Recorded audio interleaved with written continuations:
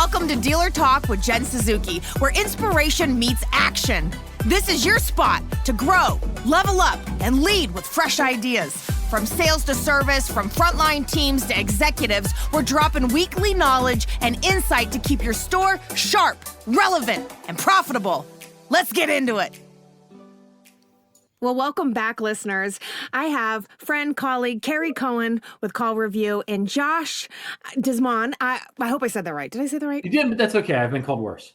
Dang, I knew it. I knew I was going to do that. It made me sound French. I'm good with that. Yes, it does have that ring. Well, both with CallRevu, and I just wanted to introduce them. I'll let them really introduce themselves a little bit, and then I really want to just hear from them on their strategic role of the phone call, and this is where we both align. CallRevu has been such a big supporter of me in the dealerships, and I also of them because I use CallRevu every single day in dealerships. I'm using their call recordings. I'm using their transcripts. It helps me with call evaluation. And I just feel like we're so aligned on amping up, leveling up the dealership phone game. So, Keri, do you want to introduce yourself first? Sure. Thanks, Jen. Nice to see you as always. Keri Cohen here, Chief Marketing Officer, and actually I am pulling double duty, so I'm also Chief of Staff over at CallRevu. I joined the company back in November of 24, Thanksgiving week, so my favorite holiday and also I guess my favorite anniversary week for CallRevu. Excited to be here and always love chatting with you. Yeah, thank you. Thank you. Josh? Yeah, Josh Desmond, Chief Sales Officer. I have been here since October of last year. I do not have double duties or an extra 3 letters with my name. So in charge of our direct, our partners, our revenue ops, our technical analysis, do it all. Get to spend a lot of time in dealerships with a lot of the groups. So really looking forward to this. Well, I can't wait to hear your guys' insights. And, I always think about how do we stay relevant, forward thinking, that modern dealership tech stack. What do all of these things look like? Where does that phone fit into everything? What do you think is often undervalued?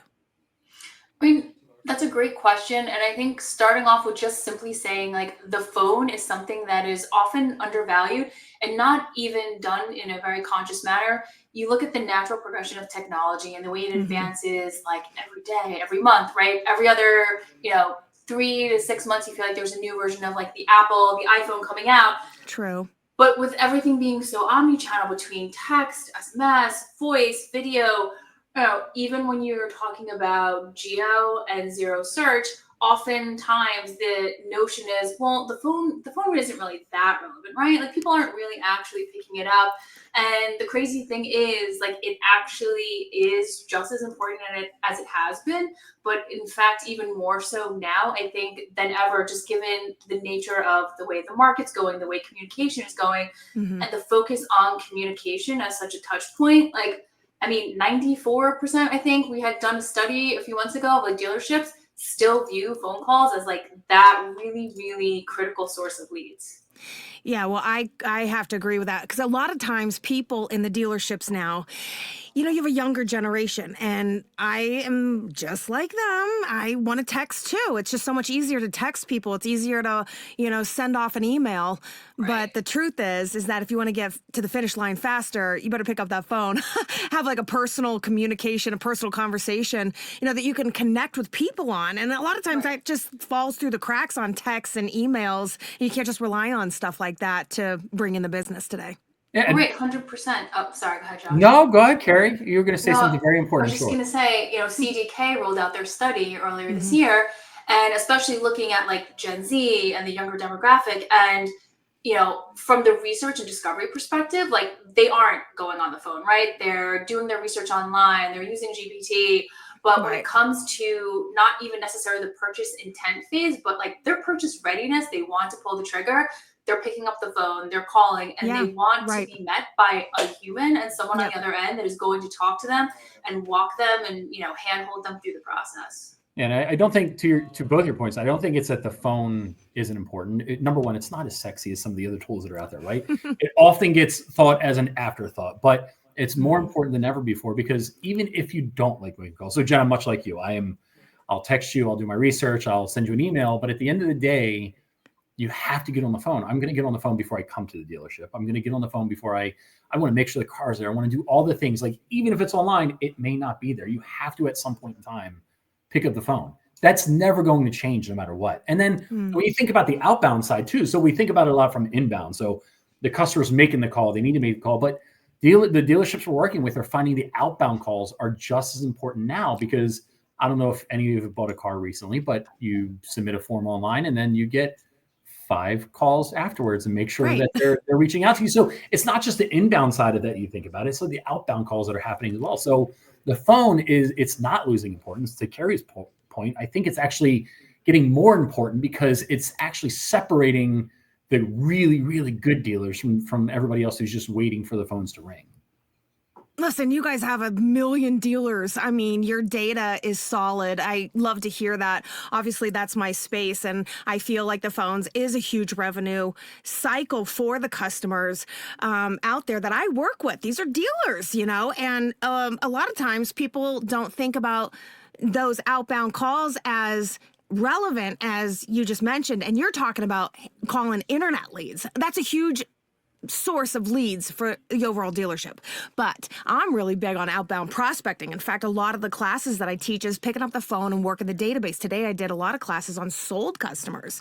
And you'd be surprised at how many people don't even look at this as an opportunity to generate traffic, sales, blah, blah, blah. But just curious from your perspective, Josh, in leading sales, how have you seen high performing stores use phone intelligence to actually grow the revenue? Not just track it. Nope. I think that's it, right? It's not just, and that's the biggest shift from the dealers that are making the biggest impact, is they're not just caring about where the calls are coming from or tracking calls. It's really about understanding the intelligence about it. You said that exactly. Like, what's happening in the calls? Are we losing opportunities in the calls? That's great. They're coming in. That's great. They're going out. But getting a chance to actually listen to it and pick up the keys, like who's doing things well. What does a good call sound like? When you think about the intelligence, it's not just the sales side, it's the entire life cycle of the phone call. When we think about calls, we often get caught up in just the sales, right? We don't think about picking up, to your point, the leads that are coming in from marketing. We also often forget about the service side of it. And people have to pick up the phone call to make a service. So all of those provide some level of intelligence in them. Like, what's making a customer, where are the buying keys coming from? Are they saying the right things with the phone calls?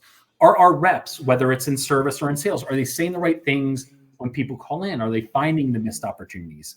So really taking all of that data and identifying and figuring out, like, is this going to be turned into a deal? Is it not going to turn into a deal? Why did we miss this appointment? What happened there? So the best dealers that we're working with are taking not just where the calls are coming from, but the data that they're collecting from the calls and turning them into real opportunities. Wow, that's next level right there. That's advanced selling. That's what I like to call that. That is an advanced seller technique right there. Because the truth is that a lot of your recorded calls are transcribed. There are data points. There is things to look at in a deeper level if you really truly are locked in on this. And why wouldn't you be? Because as you guys mentioned, the data already is telling us this is where it's at. And from a marketing and brand perspective, how does call performance influence customer experience and even those conversion rates, Keri?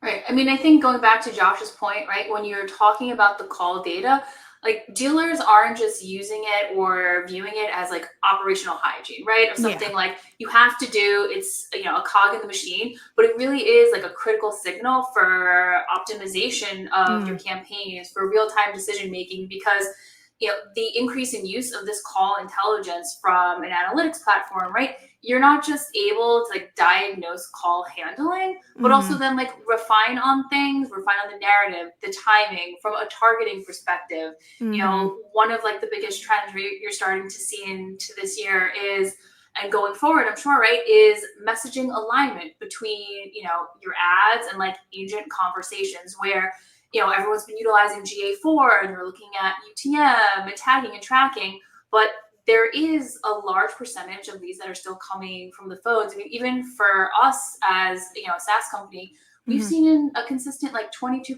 month over month lift in leads coming in from the phone calls from our systems. And it's fascinating to see, and then being able to use that, right? If you're a dealer, even if you're us as a company, looking at things like, for example, a spike in questions around like EV inventory, or a perfect example, right, was earlier this year with tariffs.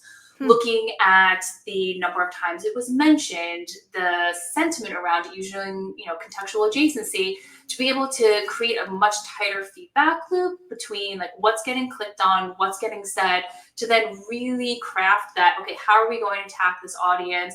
How can we tailor it from the caller perspective, from their intent, using that for a campaign, but also on the sales side, right? For Josh and their team to really tailor their outreach, knowing that, okay, this is basically like a crib sheet of things that we have just from call data.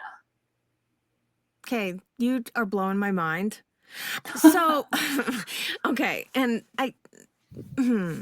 how do I say this? So I'm just like in a dealership right now thinking about how I've used CallRevu and the tools.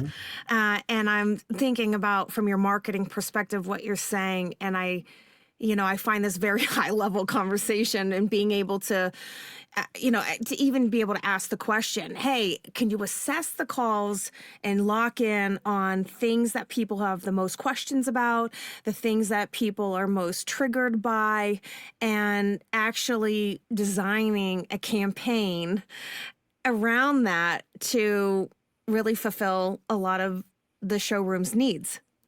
And I just like, okay, I don't know that I've ever gone that far. And I have to ask you, do you find dealers are this locked in on being able to use this tool from that perspective? Yeah, increasingly so. When you think about metadata, right, and you're looking at these data points you're collecting, like being able to hone in on your audience, but also from a segmentation purpose to really, right, you want to capture the best customers. You want to keep the best customers that you have. So anything and any sort of data point that you can aggregate and then use that to inform decision making, like the dealers are really leaning in of like, okay, great, you are collecting 92 plus data points on any given phone call. Okay, but I actually want to start mapping for my specific dealership, for my organization, what are the outcomes that this is informing? And then how do you utilize that in one, real time, but two, in that like full circle moment of like, oh, okay, you know what, they were asking about inventory of this specific car on this number of phone calls across all of this number of rooftops. Okay, so on my side, on the dealer side, how can I make sure, one, there's consistency and information across the board, right? If someone's calling in on this. Two, okay, what does it actually look like? What kind of campaign? Should it be short term? Should it be longer term? How can we hit them from the marketing side, from the sales side, from every single aspect within the dealership, to really not be, throwing spaghetti at the wall, but being very intentional about it. Yeah, very smart, very smart. And I have to imagine, Josh, too, that maybe you could talk a little about this in thinking about those conversations, Keri speaks to. And there's more conversations. It's not just a particular conversation or a data point that can you talk maybe a little about how the quality of a conversation, not just the fact that a call happens, but the impacts that, ROI has, and even that customer lifetime value? Yeah. So really good question. I like it because I use that with my sales team too. I would rather you have 10 quality conversations every day Totally. and go and make 100 phone calls. I agree. And what the beauty of having the intelligence there is that you're able to take all the data and going back to like, do you care where they're coming from? Do you care about the intel from the call? You're able to take that and act in almost real time in often cases, and then at least near real time. So now we're able to identify exactly what's happening, right? You're able to take the intel and you're able to act on it. I think that's what's important. It's not making sure that you're making 100 calls, making sure they're having the quality conversations, and what you're able to glean from those quality conversations drives the training in the store itself. So what makes a happy customer? Why is a customer showing up? What conversations are we having? Not, did you call them 500 times and you just beat them to death to come into the store? Or did you pick up the phone and did you have a really good quality conversation?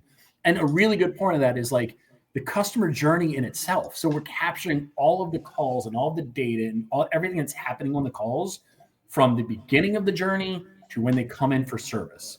So what doesn't just create a good first time customer? What creates a loyal customer?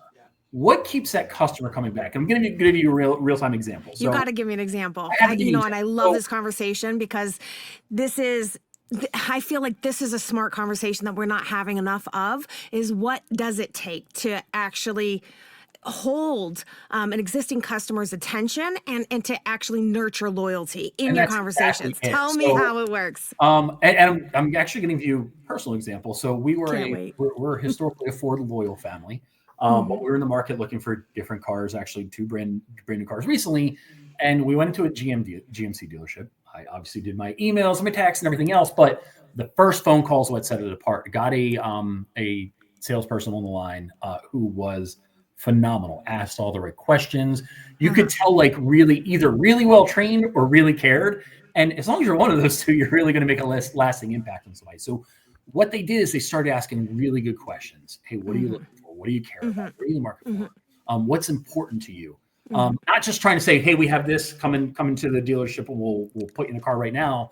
Really, truly caring about long-term. Hey, what did you like about this? What didn't you like? So and they happen to be a customer, so collecting that data, now they're able to understand when I come in the door, they're able to go back and listen into the call, not just worry about the notes, but really get that call. And through some of the tools that we still have available, get a summary of that call and then be ready when I do walk in the door. So not only are you taking the real-time intel that you get on the phone, you're now able to use that intel to prep for when they come into the showroom.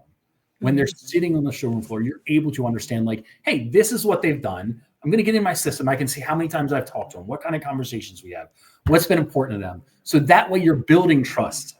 You're building that, hey, I'm a trusted advisor. I'm not just somebody that's going to sit in here and try to sell you, put you into a car, but I'm a trusted advisor that really cares about creating the loyalty to turn you into a lifetime customer. So we actually ended up buying 2 cars from them because we were so impressed that when we were ready to go buy our second car, that was our first stop.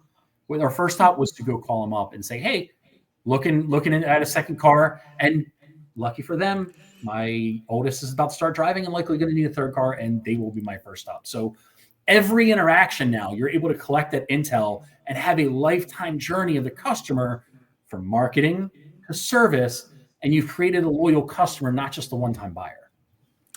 I see. So just curious, because you mentioned that you were attracted to the questions. The questions were good. They cared, dug a little deeper. You felt like these are the right questions to ask me so you could be best served. Yeah. So in leveraging that with CallRevu, how does that translate, to the dealership? Like, is it what does that look like? Let's just say you took that call, and these questions unfolded and they were effective, and you notice that maybe the salesperson can always ask his questions and they get the same results and stuff. Is there something that's translating to the dealer that's saying, hey, this is a good process? Well, I think what they're finding is that they're able to take now best practices where they're able to figure out what's working, what's not working, and then train on it. So they're able to train on it in real time. They're able to train on it and bringing in trainers and saying, hey, this is what we're finding best practices. And then it's then spreading out through the entire organization, right? So, hey, you can be in sales. You can be, we know a lot of it happens in finance. When you're in finance, it's about asking the right questions. It's about making sure that you're explaining things the right way. It's about making a real connection and seeming like that you actually care about creating this loyalty versus just trying to, hey, do you need an extended warranty? Here it is, sign it. Well, here's why the warranty is important. Have you thought about what happens if? And I'm finding that my guy, really good storyteller. So I think that's what we're finding is that they're turning into really good storytellers, and they're taking every bit of intelligence they're getting from the phone calls, every bit of intelligence they're getting from platforms like CallRevu, and using that and turning it into training moments. And I think that's where the big impacts happen. Right. And I think building on what Josh is saying about, having, a very tuned in and pulse on the customer journey, it's being able to enhance the personalization factor to customer interactions using a platform that is also going to make it easy for the dealer, right? Like Microsoft Outlook has Copilot, right? And, you have your CRM, you have whichever, platform that you're using, many dealerships don't want to use a bunch of platforms. They don't want to have a tech stack that is like 12 deep, that you're like, I'm going to go here, but the notes on this customer is actually here. So using a platform like our streamlined ability, right, to integrate with CRMs, DMSs, you're being able to then take in that side of the house, that side of the customer intel that you're gathering, along with call data, and then layer on our proprietary analytics. That's what's really helping to extract those key moments, those key things that you should be talking about, that, you're calling Jen because you also realize it's the anniversary of her car, but also she had mentioned that she wanted to get, 4 dogs the last time you spoke to her. She probably needs an upgrade, a larger vehicle. No one has time to write all these things down, try and remember them in the back of their head. And so utilizing a platform that can make it easier for you, that can streamline that to give you those moments that you should be surfacing and building on, that is where, it frees up time so that you can focus on things that matter. It goes back to creating the loyalty, right? We integrate with CRMs, but CRMs are often like task, right? Hey, our Salesforce, I'm going to use your example, Keri. Jen bought a car. She was going to buy 4 dogs and adopt 4 dogs. And we don't know. We don't know if that's getting captured in a CRM. I know not all my sales reps are going to capture those notes, but definitely not. If it's captured on a call, we can go back and reference that. And it goes back to creating that loyalty, right? You're able to talk as a person versus just a buyer now. Okay, now I just need to clarify this. I'm in the CRMs all the time, and what you say is very accurate. It's one of the missing links I find in a truly great customer experience. You talk to somebody on the phone, we might have chased this person for 3 weeks and we found out incremental information throughout each of the contacts made, right? And it's like, who's putting all those notes in the system? I mean, BDCs are generally pretty good at it, but not everything gets in there. So what you're saying is that now with the call tracking and pulling the personalized notes and pulling out all this, it's actually popping it into the CRM for them? So it depends. So for us, it depends on the CRM. We can have 2-way, we can have 1-way. It just depends on the relationship. We have somewhere we can do as much as they want. But what we can do is that you have CallRevu as a source of truth. So you can go back and listen to a call. Of course. You can go back and do it. So the beauty of having the platform is that this exists at the sales level. And go back to what Keri talked about earlier. It just depends on where you are in the organization. If you're a GM, you're going to use this system differently than if you're a sales manager. That's true. If you're the owner of 20 stores, you're going to use it differently than a GM of a single store. So that's the beauty of this, is that if you're sales, you use it one way. If you're a GM, you use it another way. If you're an owner, you're using it another way. So the beauty is that everybody gets to use it in the way they seem the most fit. Right, and that's the important thing about having technology that is leveraging AI and natural language processing, is to be able to have that scalable, agile architecture, so that if you want a one-directional or a bi-directional relationship, right, with some of the platforms, right, like a CRM or a DMS that we do integrate with, you have that ability to scale and retract as you need to and pivot.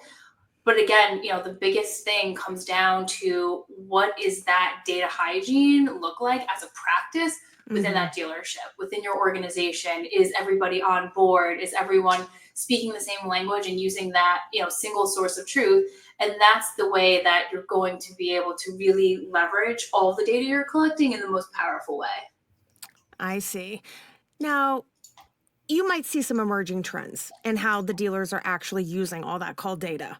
And maybe it's optimizing campaigns, or maybe it's, going back and listening to some of the calls and pulling out that personalized information, reading the transcripts. It could be a million different things. Messaging strategies. So are you seeing any emerging trends here?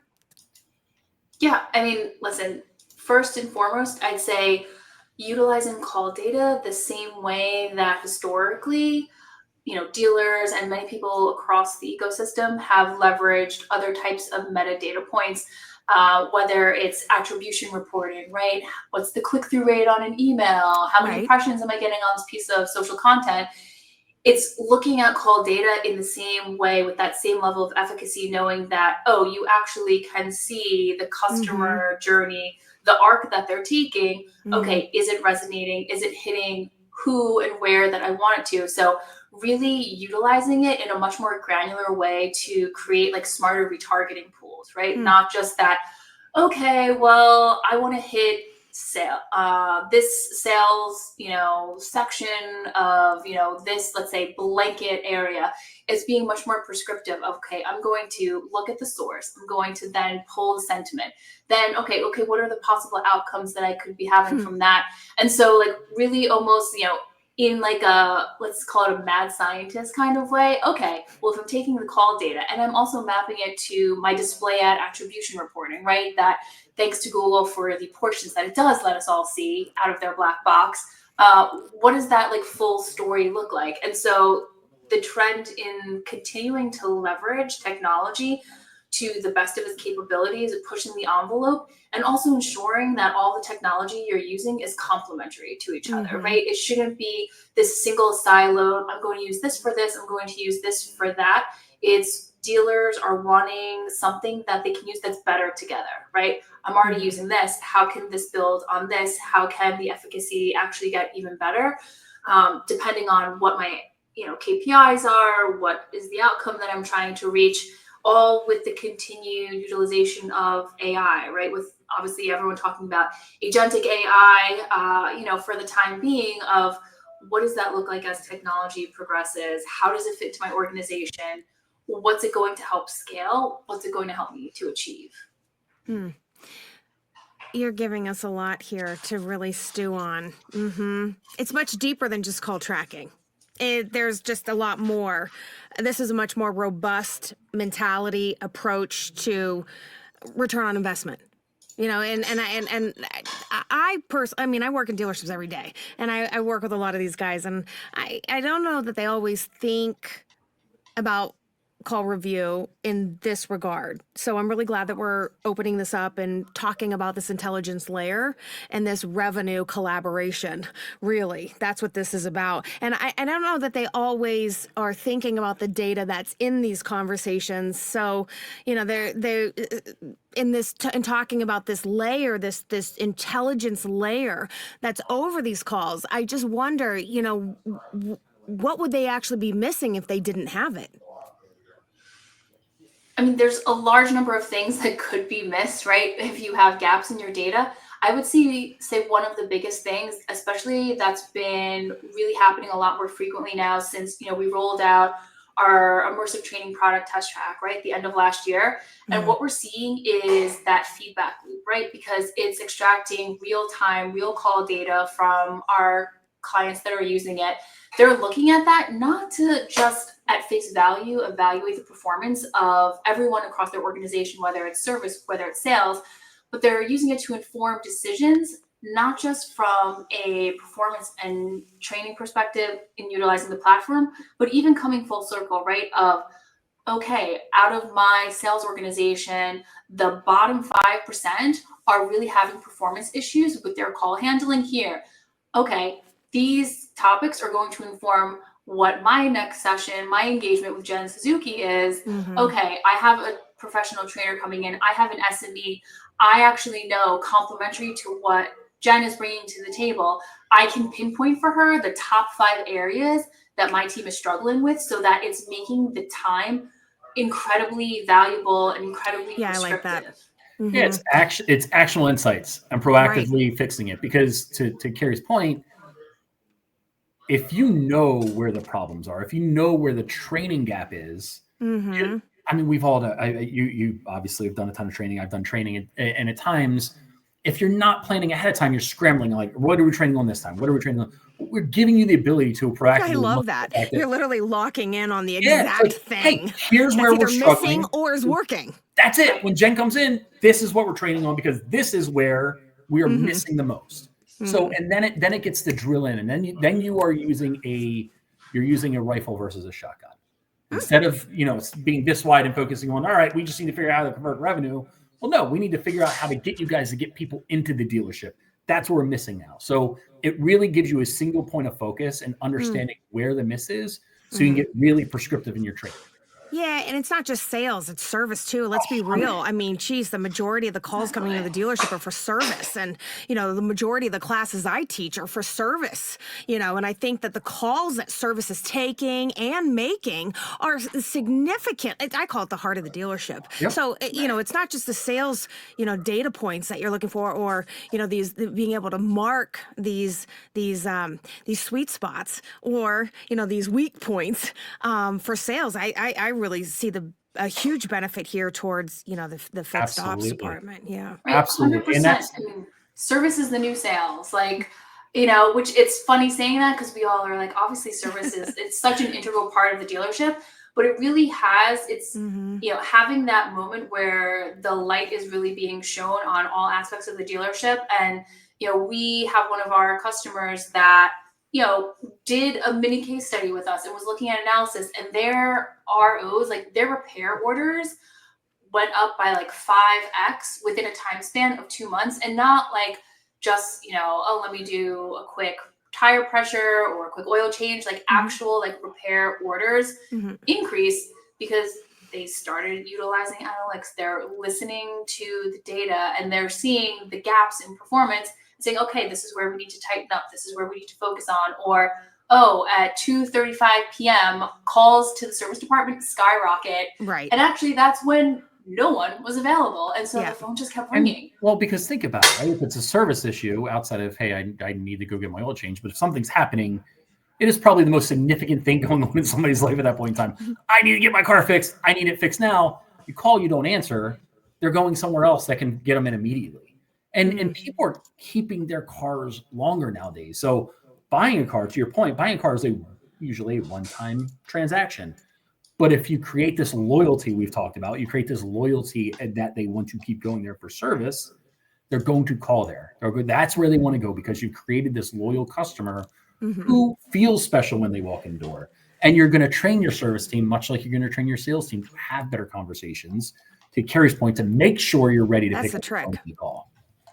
Yeah, it's not just that either. I mean, I would tell you that some of the biggest sweet spots out there are those outbound calls that our service advisors are making after that multi-point inspection. This is such a target right here. And a lot of times people don't even, well, sometimes they don't even make the phone call. But when they do make the phone call, sometimes there's not even a solid process and they're just winging it. And sometimes you have a lot of advisors that are new to the industry. They don't even know what the technicians are saying. And by the way, sometimes you miss these calls in the service department because it gets busy, and now you're able to pinpoint and say, look how many calls went unanswered during this period of time. That's one thing, that you can correct and see an immediate return on investment on. But at the same time, I mean, think about these outbound calls where you're, in this layer of intelligence here, where you're able to pinpoint and say, hey, we're not actually describing this in enough detail. The customer's not responding. We're getting a lot of declines because what wasn't said or what should have been said. And to your point, now we have, some training targets to put out there for everybody to just continuously improve on. I think this is really like neat. It's just it's a full package. It's a true team sport, right? You got your sales, you've got your marketing, you got your fixed ops, you've got training, all packaged up in one product that, it's just so broad. Well, and I think sometimes we only see one part of it. Well, and that's exactly it, right? It's always going to be a team sport, and the goal is to make sure you don't have the bottlenecks, to make sure you're all on the same page, to make sure you're all speaking the same language. And that you have this unified intelligence platform to couple with training, to have a better customer experience, to have better customer handoffs, to make sure that you're saying the right things when you get on the phone. Because at the end of the day, having all of that and everybody on the same page creates a unified customer journey and is ultimately going to lead to better outcomes as an organization. Well, I think you just said it. It's not just answering the phone. It's actually more than just that. It's 100% more than just that. all these different layers that we've targeted today, they help you maximize that opportunity. And now with that marketing support and thinking about sales and service and all of the calls, the inbounds, the outbounds, the campaigns, the messaging, that you've created through the calls and the data points. I mean, geez, there's just a lot to unpack there. And I'm just curious from your perspective and thinking about the future, the partnerships, the tech stack, all of this, how important is it that dealers actually view their tools as part of a connected revenue ecosystem versus, slice solutions? I mean, it's table stakes, really. Like, to not have a connected ecosystem that is very holistic in not just the way that it operates, but in the way that the user is using, the dealer is using it, everyone across their rooftops are using it. It's incredibly important to ensure cohesiveness and consistency. Yeah. Like, without those two things, I mean, it's probably going to be a lot more challenging than it has to be. Yeah, I mean, what it does is when you have this unified ecosystem, it's eliminating any blind spots you may have, right? If everybody's siloed, you're inevitably going to run into blind spots, and you're not all looking at the same data. You're not all looking at the same things and speaking from the same playbook. But if you get a unified solution, you have no blind spots. You're going to have a lot less dropped balls, right? Let's keep with the team sports or the sports analogy. Nobody's dropping the ball anymore. And what it means is that you get one version of the truth. One version of the truth, instead of one thing says this, one thing says this, and the third one says this. His side, her side, and the truth is somewhere in the middle. With a unified platform, you're getting the truth. That's what's Black and happening. white. And now you got better collaboration, you got better data sharing, and you have a seamless workflow that's going to create more one opportunities across the entire organization. You mentioned earlier, Keri, that people don't really want to use a whole lot of systems and a lot of times the systems all have features that overlap. And then you've got all these logins and nobody wants to do all that. What's the ideal revenue tech stack look like in your eyes? How does CallRevu fit into that picture? From a tech stack, it's as streamlined as possible, right? And at the core of things, especially if you're in an organization like a dealership or any other organization that is really heavily reliant on customers, on leads coming in from the phone calls, you have high volume phone call interactions, like having a communications tech stack that is built in an omni-channel way that is going to capture the data points from every single channel that you're utilizing, whether it's phone system, it's text, it's, display ads. You want to be able to have a tech stack that is not only streamlined, but it's taking all these aggregate, often disparate data points. And if you can have them all in one sweet spot, listen, that's the ideal thing. At the base of that, a phone system, sometimes, we think about the phone system in the tech stack, but quite frankly, the phone system really is the foundation of a business for so many reasons. And without that strong base that is, one, built to be nimble for your dealership, for your organization, and its ability to integrate with different types of operating systems or data points, you're going to be handcuffed. And so, from the standpoint of CallRevu, right, that is what really comes to mind when we're innovating and we're building our products, right? They're not these like one and done, hey, this would be great to use this for this, use this for that. It's that purposefully built products with how can we make the customer conversation better? How can we make the conversation stick, lead to this loyalty, this lifetime customer, so that both ends of the line are coming together and it's coming back full circle. It's creating this iterative feedback loop that is driven by what the customers want, what the dealers want, so that everyone's getting the information that they need to meet exactly where they are in their road, in their journey. Because listen, no dealership is alike, no customer is alike. I'm sure my conversations when I call the dealership for a recent car purchase, very different than Josh's. That's what he's talking about. We speak the same language. It's meeting people where they are in the journey. Yeah, and it's so important because, so Jen, you mentioned like for dealerships, it's important that you're not just making calls, you're having really good conversations. For us, right, for CallRevu, for our platform, it's like we're not just giving you reporting, but you're having real-time dashboards that drive the action. So the way I look at it and the way we look at it is like we're the revenue intelligence nerve center. That's what we want to be. We want to be the place that you turn to so you can take every call and turn it into an actionable data, right? That's the way we look at it. We're not replacing some things, but we want to be that nerve center to where, hey, I need to know what's going on with my revenue. I need the intelligence behind it, not just reporting, but I need a dashboard that tells me what's happening with my revenue and how do we fix it? How do we turn every single interaction into an opportunity? That's the way we view it. Well, that's the thing, is that without that, how do you nurture your team members' success? How do you hold them accountable to a process that you've been teaching? You know, how do you continue to level up, you know,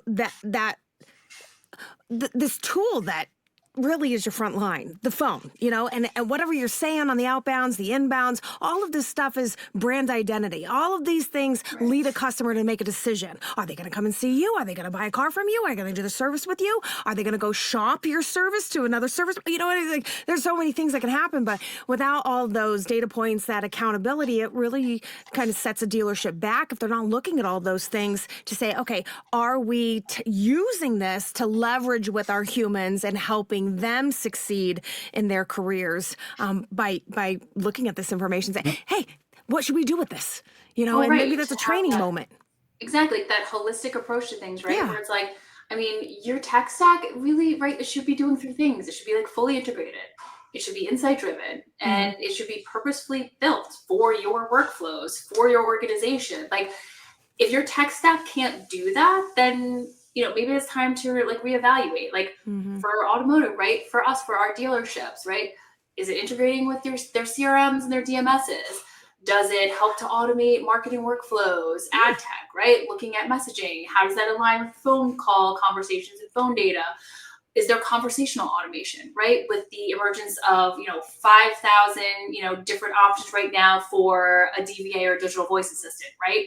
Well, okay, you know that you need one, especially if you have a phone system in your dealership, but like, is it helping to automate things? Is it helping to move the ball down the court? And then how can you handle your reputation and training, right? That full circle of, all the different elements that go into what success looks like for a dealership, but also what success looks like for a customer. Like if your tech stack can do those things, like you're in great shape. I have to ask you something, speaking to that voice, because I do see that dealerships are starting to gain a lot more momentum using a voice AI in their dealerships, particularly service department and, just setting appointments. But I also notice a lot of failure in this approach. And it at first it makes a lot of sense. It's like, this is a remedial call, of course, like who can't just set appointments. But I also noticed that there's a lot of breakdowns. And here's what I noticed the most is that the team, service director, oftentimes is not listening to the breakdown. So they've hired, a voice AI to do some of the easy calls, but it's not always working, and customers are abandoning, or they're not being connected, or they want to talk to a representative and nobody's answering the call, and all these things happen. And I just wonder, how are you guys handling that now that you're starting to see this momentum, or how is it helping dealers? What should they be looking out for if they're using a voice AI and they are having some challenges with it?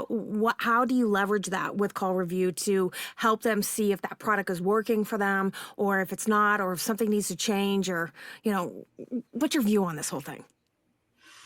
I mean, I'll let Josh jump in from the sales discovery standpoint, but at a very macro level for us, for CallRevu holistically, anything that we do, anything that we build, that we buy, anyone we partner with, right, it's always intentional and it's prescriptive. So the number one question, especially when it comes to using a digital voice assistant, said, what do you want to use it for? And the response to that is, we'll glean exactly whether it's going to be utilized in a way that is going to help and facilitate your business, or are you just looking to do some sort of straight replacement, right? And it's not a one-to-one. And that's where the conversation really shifts of, okay, are you utilizing a DVA to enhance your customer service, to enhance your business, to better enable your actual team at the dealership? or are you using it for like a straight replacement? Because there's a big difference in that. And I think I'm going to apologize because one of you said it, and I'm going to give credit to, you know what? We'll just say one of you said that meet your customer where they are. Who was it? Keri. Keri. All right. You know what? I didn't want to give Keri all the credit. No. So meet your customer where you are. So when we talk about deploying DVAs, yeah, I think it's important for the dealerships to meet our customers where they are in the journey, right? So if they're ready for that DVA, making sure they have it set up the right way. But more importantly, for us, it's making sure we have the account management team working once the DVA is deployed. So we want to ensure that they're being successful, that they, to Keri's point, that they set it up the right way, that they're using it the right way. And if they're not, what adjustments can be made to either amend it or make sure that it's starting to be adopted?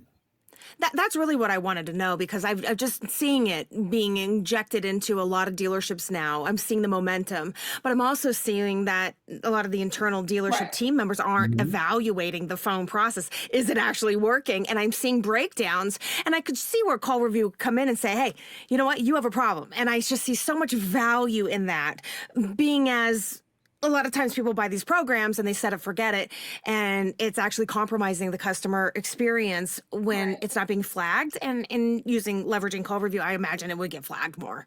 Well, right. And that's the important thing, is viewing a DVA as complementary, right? Not a replacement. Like, it's one thing if, you have a very niche need and it's siloed and relegated to, for some reason, people are calling in 3 o'clock in the morning, across multiple time zones in the country. We want someone to answer. Yes, ideally. That is understandable. People will expect that. But it's really taking that step back to say, okay, the same way you have that hands-on personalized approach to adding a new platform, like an analytics platform, you should be doing that the same with the DVA, right? How is it built, and is it purposeful for your business, for your organization, so that someone isn't calling up and being met with an experience that is so disjointed from the experience of when they're talking to the people in your dealership. Right. Yeah. Totally agree. Well, put on the radar, just, as we start to see things change, and it's constantly evolving in the dealership. I was very curious to see, how that's impacting you guys, and, how that's working with some of your dealers. But just in closing, there are dealers out there who are ready to rethink their approach, and they want to unlock that potential in every call. I'm wondering, what's the one step that they can take right now to get started? I mean, listen, contact us. Go to callrevu.com or shoot either of us an email. I mean, the first step is like recognizing, like, I want to make sure that I don't have any gaps in my organization. I like that. Yeah, I think that's, so I'll use Keri's plug. If you're not using us, give us a call. But I think if you are, it's important that you're using it the right way. I agree. Go and listen to 20 calls. And don't just listen to 20 really good calls. Listen to 10 calls that you think you could have done something better, and 10 calls that went really well. Share that with the team and start implementing those best practices. And the dealerships that are doing the best, they're implementing this right now. Where can we improve, and what does good look like? So it's not just, nobody wants to listen to their call and just get beat up all the time. So you need to share the good with the places that you can improve, and understand that it's the small steps, the small incremental steps make a big impact. So just starting by listening to a couple calls a day and implementing those changes make a big impact. Yeah. Well, thank you guys so much for the collab today. And I really Thank you. Seeing both of your perspectives. Calls are near and dear to me, and I do think they're the heart of the dealership. And I love to hear the different ways that one could use this tool. I use it one way, for the most part. But today you enlightened me. You really opened my eyes. Well, it's been a pleasure. Exactly. And if you want to play around with all the other ways you can utilize, I think I need to go back through it again. You guys are constantly evolving. You guys are constantly adding new features. It's hard to keep up. I should definitely go back over it. Well, thank you guys so much. I always appreciate your support, and I like to hear where you guys are coming from. And a lot of our clients use CallRevu. I'm a big advocate, so it's just really great to share this time with you guys on a topic all of us are very passionate about. Phone calls. Let's get it. Yeah, it was great chatting. Yeah. All right. Well, have a great one. Thank you. Thanks. Take care. Thanks, everyone, for listening to Dealer Talk with Jen Suzuki. Don't forget, my weekly live classes are designed to keep your team fired up, skilled up, and focused on results. Subscribe right now at edealersolutions.com.